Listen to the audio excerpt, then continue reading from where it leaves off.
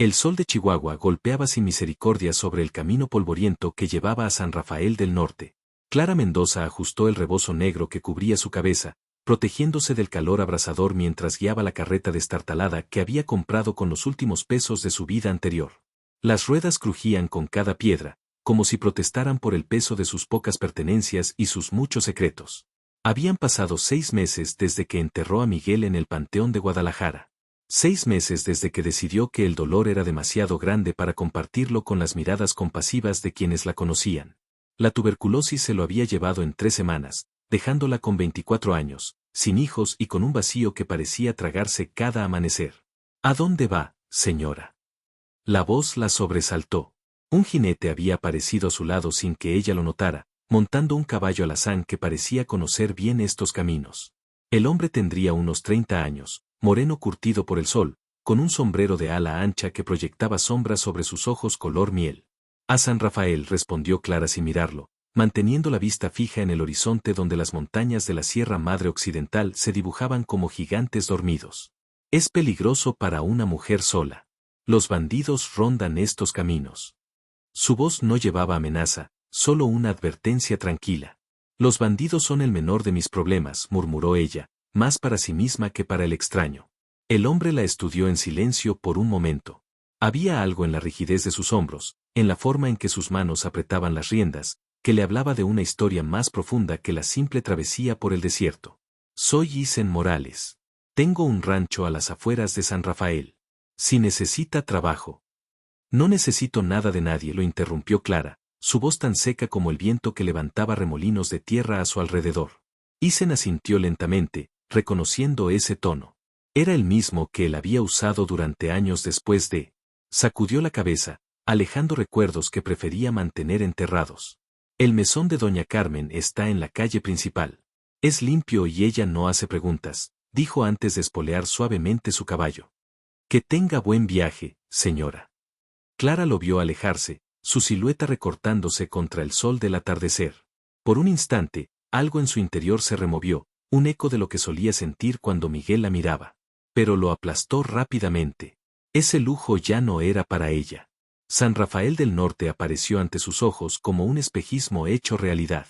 Era un pueblo fronterizo típico, con su iglesia de adobe presidiendo la plaza principal, cantinas que prometían olvido temporal y casas que parecían aferrarse unas a otras para protegerse del viento del desierto.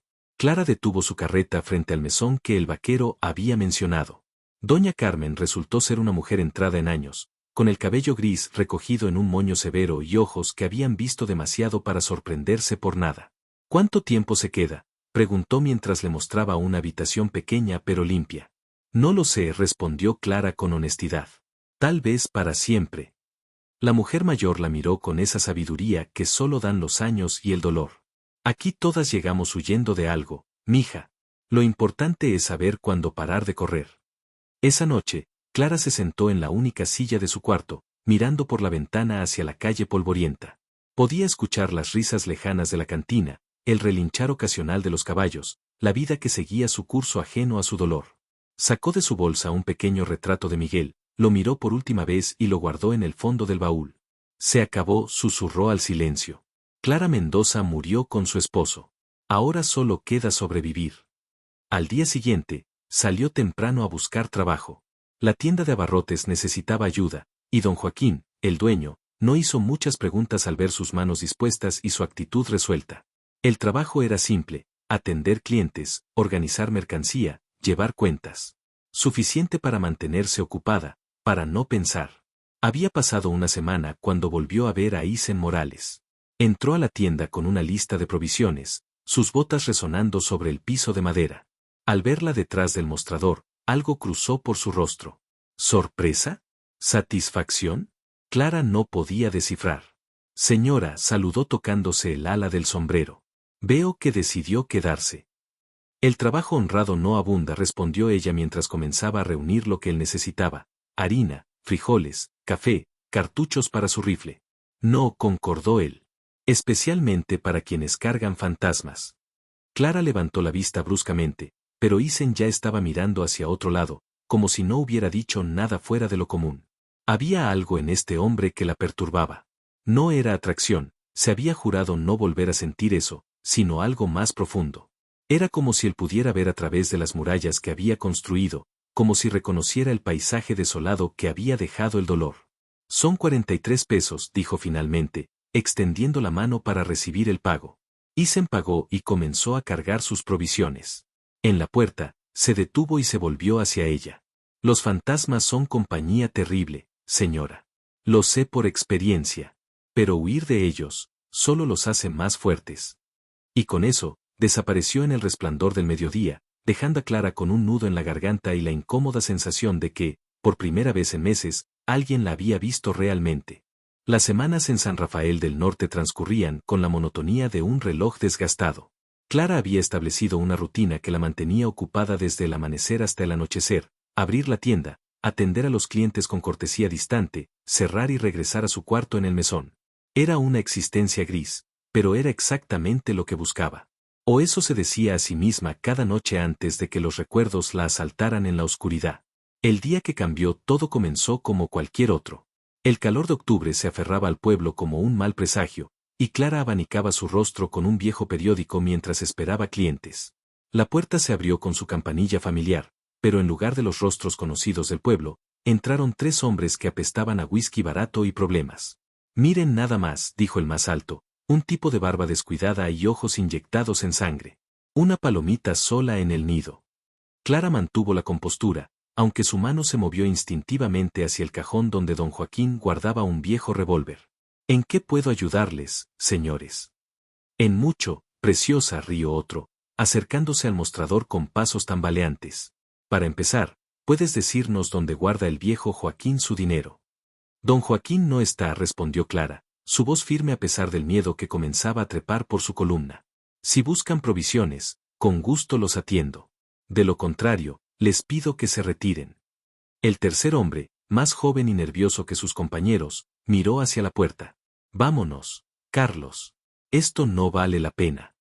Cállate, espetó el barbudo, aparentemente el líder. Se inclinó sobre el mostrador, su aliento agrio golpeando a Clara. Escúchame bien, viudita. Sé quién eres. El luto no te queda mal, pero no te protegerá de... El sonido de espuelas interrumpió su amenaza. La puerta se abrió y Isen Morales entró con la tranquilidad de quien entra a su propia casa. Sus ojos evaluaron la situación en un instante, pero su expresión permaneció impasible. Buenos días, señora Mendoza, saludó, colocándose estratégicamente entre ella y los hombres. Vengo por mi pedido semanal. Isen Morales, el barbudo escupió el nombre como si fuera veneno. El vaquero que se cree sheriff. No me creo nada, Rojas, respondió Isen sin alterarse. Solo soy un hombre que necesita sus provisiones. Ustedes ya se iban, ¿verdad? La tensión en la tienda era palpable.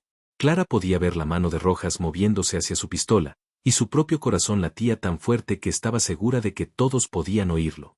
Pero Isen permanecía calmado, sus manos relajadas a los costados, aunque ella notó que su chaqueta estaba convenientemente abierta, revelando la culata de su Colt .45. Esto no ha terminado, masculló Rojas finalmente, haciendo un gesto a sus compañeros. Ni contigo, Morales, ni con tu protegida. Cuando la puerta se cerró tras ellos, Clara se permitió exhalar.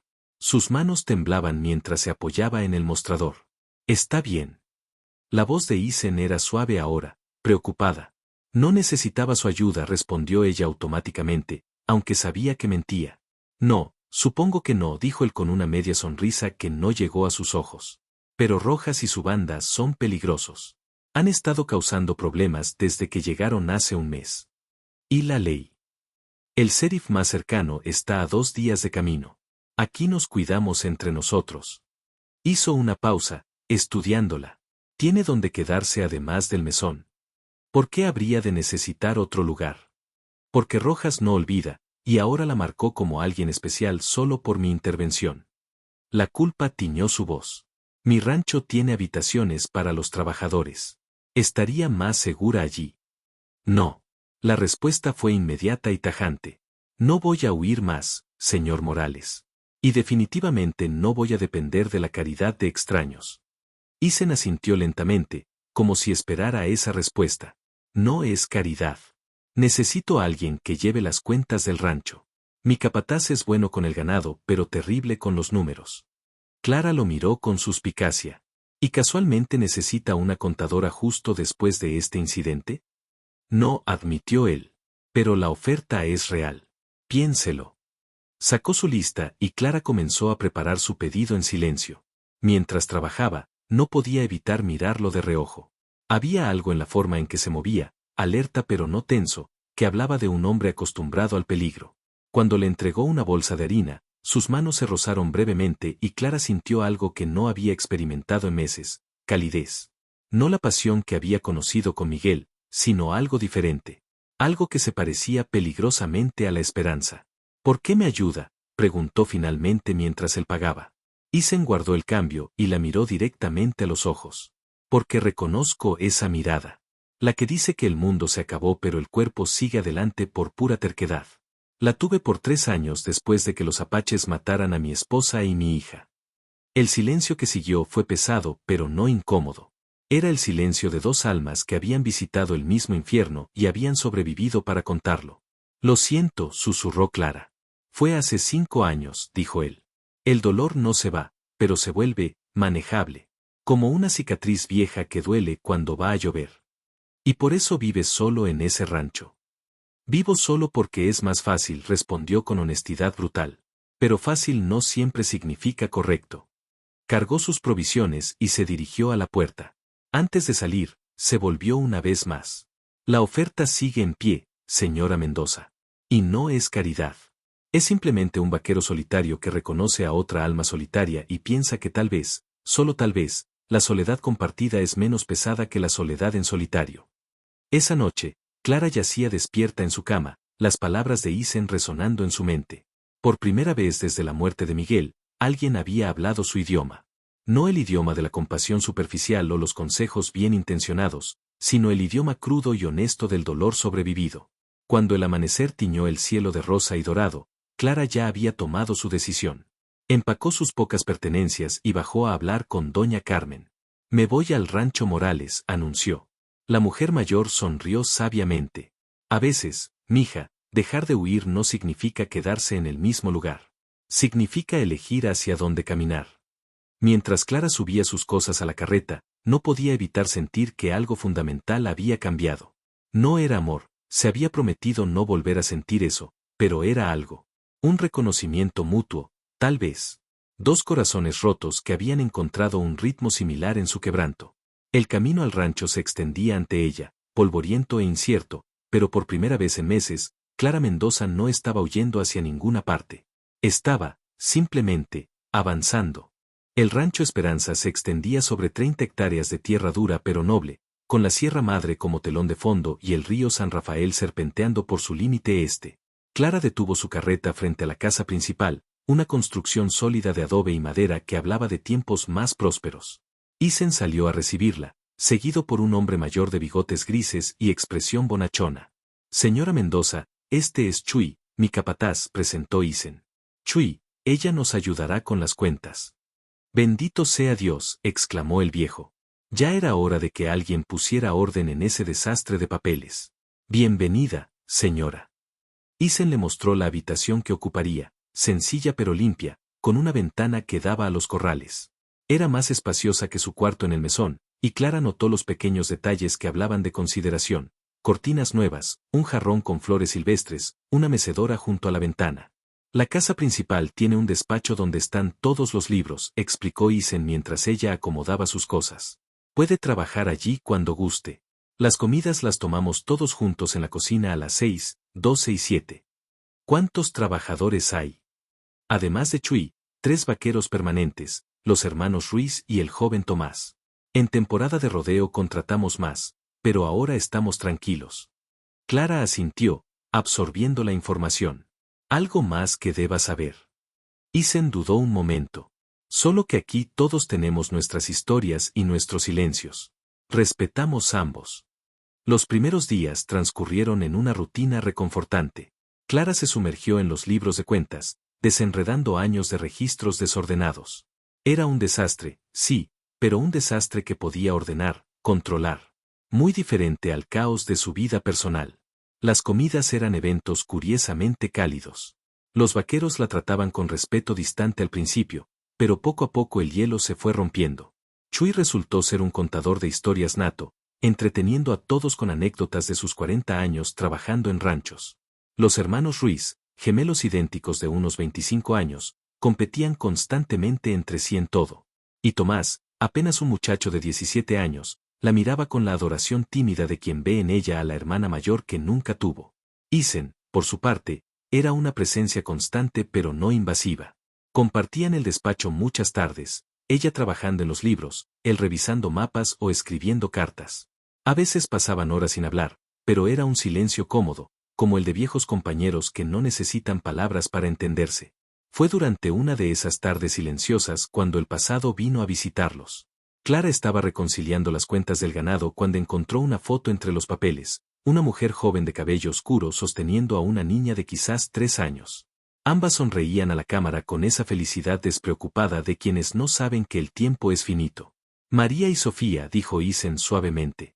Clara no se había dado cuenta de que él estaba mirando por encima de su hombro.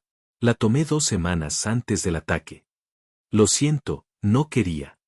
Comenzó Clara, pero él la interrumpió con un gesto. Está bien. A veces es bueno recordar que fueron reales, que la felicidad que tuvimos existió. Tomó la foto con cuidado, la estudió por un momento y la volvió a colocar entre los papeles. ¿Cómo era él? Su esposo. Clara se sorprendió por la pregunta. Nadie le había preguntado por Miguel desde que llegó a San Rafael. Era gentil, dijo finalmente. Maestro de escuela. Creía que la educación podía cambiar el mundo. Hasta el final, incluso cuando la enfermedad lo consumía, seguía preocupado por sus estudiantes. Un hombre bueno, entonces. El mejor, confirmó ella, sintiendo las lágrimas que se negaba a derramar. ¿Cómo se sigue adelante cuando se pierde a alguien así? Isen se sentó en la silla frente a ella, sus ojos color miel llenos de una comprensión dolorosa. No se sigue adelante. Se aprende a caminar con el peso. Algunos días es más ligero, otros amenaza con aplastarte. Pero caminas, porque detenerte significa dejar que la muerte gane 2 veces. ¿Y el amor? La pregunta escapó antes de que pudiera detenerla. ¿Se puede volver a? No lo sé, admitió él. Por mucho tiempo pensé que no. Que sería una traición a su memoria. Pero últimamente. Se detuvo, mirándola de una forma que hizo que el corazón de Clara saltara traicioneramente. Últimamente pienso que tal vez María querría que fuera feliz. Que no vivir es la verdadera traición. El momento fue interrumpido por gritos desde el corral. Ambos corrieron hacia afuera para encontrar a Tomás en el suelo, sujetándose la pierna mientras su caballo huía asustado. Isen llegó primero, evaluando rápidamente la situación. No está rota, pero está torcida, diagnosticó. Clara, en la cocina hay vendas y alcohol. Chuy, trae al muchacho adentro. Mientras Clara corría por los suministros, no pudo evitar notar la eficiencia con la que todos trabajaban juntos. Era como una familia, pensó. Una familia forjada por la necesidad y la soledad compartida más que por la sangre. Esa noche, después de que Tomás fuera atendido y acomodado para descansar, Clara encontró a Isen en el porche, mirando las estrellas. Gracias por hoy, dijo él cuando ella se sentó a su lado. Mantuvo la calma. No todos lo hacen cuando hay sangre de por medio. Vi cosas peores cuando Miguel se detuvo, respirando profundamente. Aprendí que el pánico no ayuda a nadie. No, concordó él. El pánico es un lujo que no podemos permitirnos. Se sentaron en silencio, escuchando los grillos y el viento entre los mezquites. Clara se encontró estudiando su perfil a la luz de la luna, la línea fuerte de su mandíbula, las pequeñas arrugas alrededor de sus ojos que hablaban de años entrecerrados bajo el sol, la forma en que sus manos descansaban sobre sus rodillas, fuertes pero gentiles. ¿En qué piensa?, preguntó él, captándola mirándolo. En que este lugar es peligroso, admitió ella. Por Rojas y su banda. No, Clara sacudió la cabeza. Porque me hace querer cosas que me juré no volver a querer. Me hace pensar en futuros en lugar de solo sobrevivir presentes. Isen se volvió hacia ella completamente, su expresión seria pero no severa. Y eso es malo. Es aterrador, confesó. Es más fácil estar muerta en vida. No hay riesgo de volver a perder si no tienes nada. Pero tampoco hay posibilidad de volver a ganar, contrapuso él suavemente. Clara, no voy a mentirle. No sé qué es esto entre nosotros. No sé si es solo dos almas rotas reconociéndose o algo más. Pero sé que desde que llegó, esta casa se siente menos como una tumba y más como un hogar. Clara sintió las lágrimas finalmente escapar, rodando silenciosas por sus mejillas. Isen no intentó consolarla ni tocarla. Simplemente estuvo allí, sólido como las montañas en la distancia, mientras ella lloraba por primera vez desde el funeral de Miguel. No sé si puedo, susurró cuando las lágrimas se agotaron. No sé si tengo suficiente corazón para volver a intentarlo. No tiene que saberlo ahora, respondió él.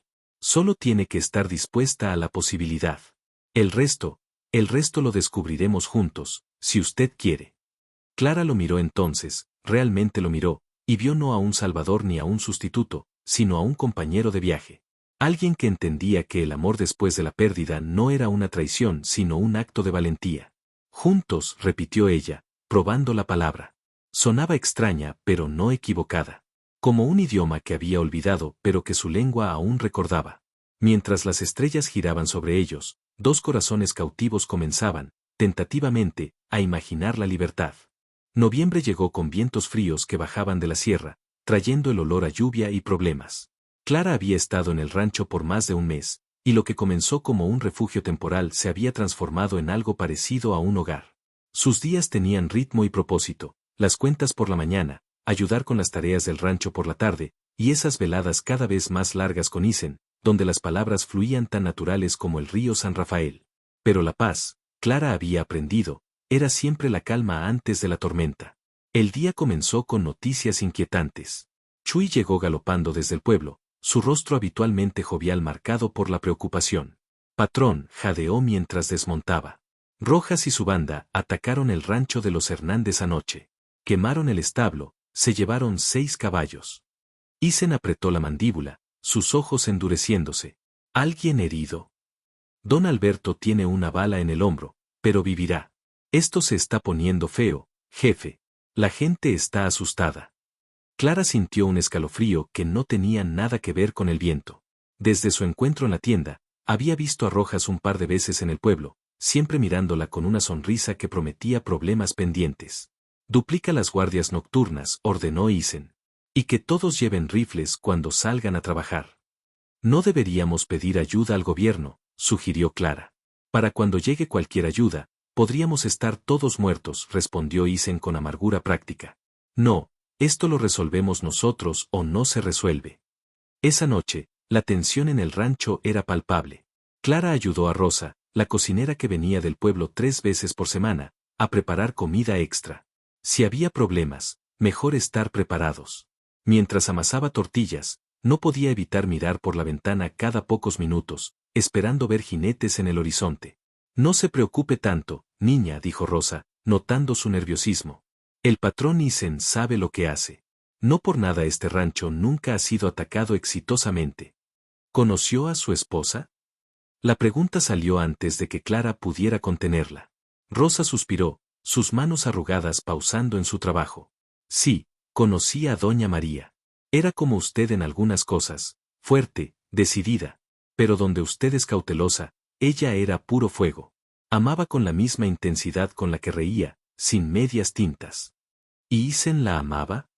Como el desierto ama la lluvia, respondió la anciana. Por eso su pérdida casi lo destruye. Pero mírenlo ahora, volviendo a la vida poco a poco. Es usted quien lo está trayendo de vuelta, ¿sabe? Clara no supo qué responder a eso. La verdad era que Isen también le estaba trayendo de vuelta a ella, pero admitirlo en voz alta lo haría demasiado real, demasiado peligroso. La primera señal de problemas llegó pasada la medianoche. Clara se despertó con el sonido de los perros ladrando furiosamente. Se levantó rápidamente, vistiéndose con manos temblorosas. Desde su ventana podía ver antorchas moviéndose en la distancia. La puerta de su cuarto se abrió de golpe y Isen apareció, rifle en mano. Quédese adentro con Rosa y Tomás. Pase lo que pase, no salga. Isen.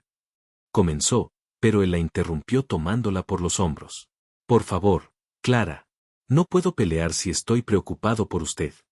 Sus ojos la miraron con una intensidad que la dejó sin aliento. Prométamelo. Lo prometo, susurró. Él asintió y, en un impulso que lo sorprendió a ambos, Se inclinó y la besó brevemente en la frente antes de desaparecer en la noche. Clara corrió a la cocina donde Rosa ya estaba con Tomás, quien cojeaba pero insistía en que podía disparar si era necesario.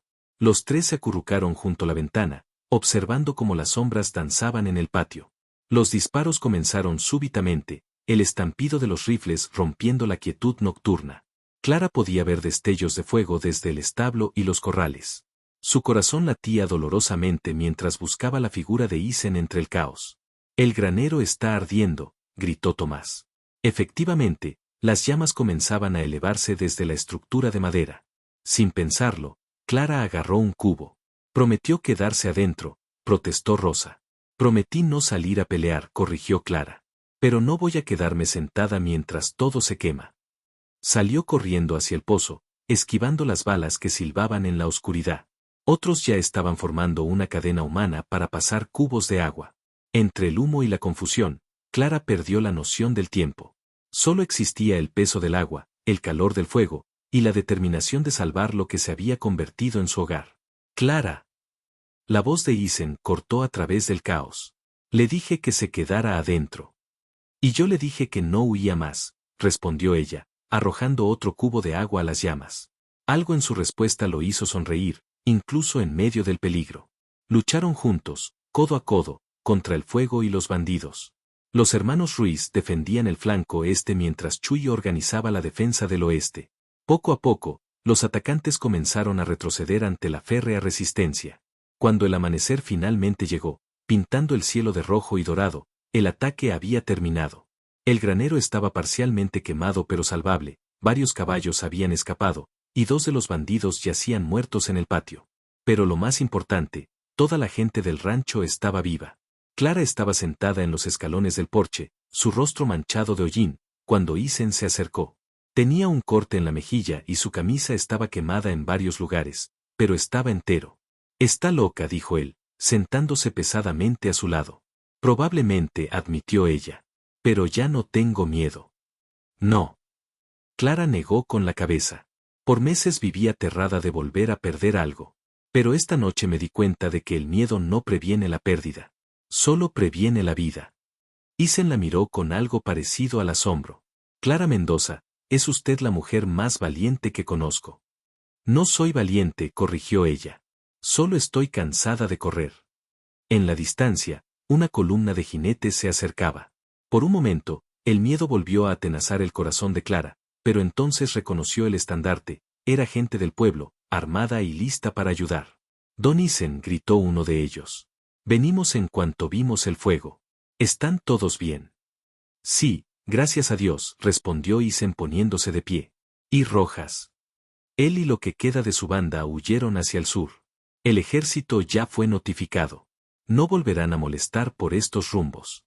Mientras los hombres organizaban la persecución y la limpieza, Clara sintió que finalmente podía respirar. La amenaza inmediata había pasado, pero más importante aún, ella había pasado su propia prueba de fuego. «Clara», Isen la llamó suavemente. Cuando ella lo miró, él continuó: «Sé que ninguno de los dos estaba buscando esto. Sé que ambos tenemos cicatrices que quizás nunca sanen completamente. Pero si está dispuesta, me gustaría intentar construir algo nuevo. No para reemplazar lo que perdimos, sino para honrarlo viviendo plenamente». Clara se puso de pie, enfrentándolo. El sol naciente los bañaba en luz dorada, y por primera vez desde la muerte de Miguel, sintió que el futuro no era algo que temer sino algo que esperar. «Sí», dijo simplemente, tomando su mano. «Construyamos algo nuevo». Mientras el rancho Esperanza despertaba a un nuevo día, con los daños siendo reparados y la vida retomando su curso, 2 almas que habían conocido la pérdida más profunda se atrevían a creer en los segundos comienzos. No era el final del dolor, ese nunca desaparecería completamente, pero era el principio de aprender a llevarlo juntos.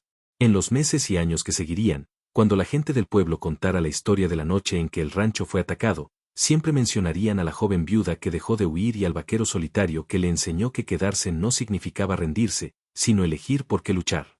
Y en las noches tranquilas, cuando las estrellas brillaban sobre Chihuahua y el viento susurraba entre los mezquites, Clara y Isen se sentarían en el porche de la casa que ahora compartían, sabiendo que el amor después de la pérdida no era una traición sino un testimonio.